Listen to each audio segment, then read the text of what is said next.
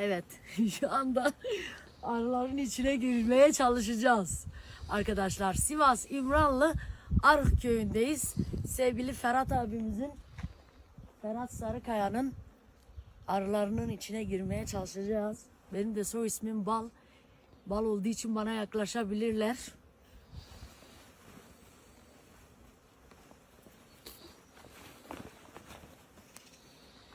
Şimdi ellerimi de kapatayım. Açımı kapat. Ha? Nasıl? Açlara bas girersen giy. Hangi kapağı? Kapağı niye açıyorsun? Allah yok. Gel.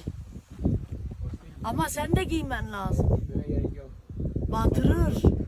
Sen giy. Yakıştı mı abi? Süper. Hadi Komple. çabuk. Burada var ya. Yazın. Hah. Evet, şimdi sevgili kardeşim Niyazi ile arıların içine gireceğiz. Niyazi, arılar bizi inşallah malamat etmez. İnşallah. Ben bacaklarımı kapatayım, dur. Evet. Hadi. Açacak mı abi bir de? Batırır mı ya? Hayır, senin için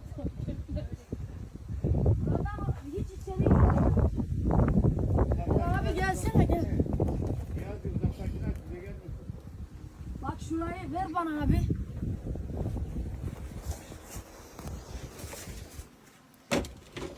Katlı oranlar az. Abi batırmasın. O zaman da şey var onlar. Bunda görünmüyor kökler. Bir dakika.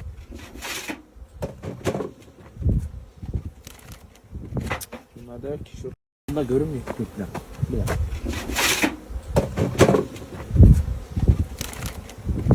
Bunlarda yok ki şu. Hangisinde var? Şunda var sanki. Bunda var. Bak şurada bir sürü arı var bak. Bir dakika. Bak onda o baktığında var, şu önünde var. Bunu açalım.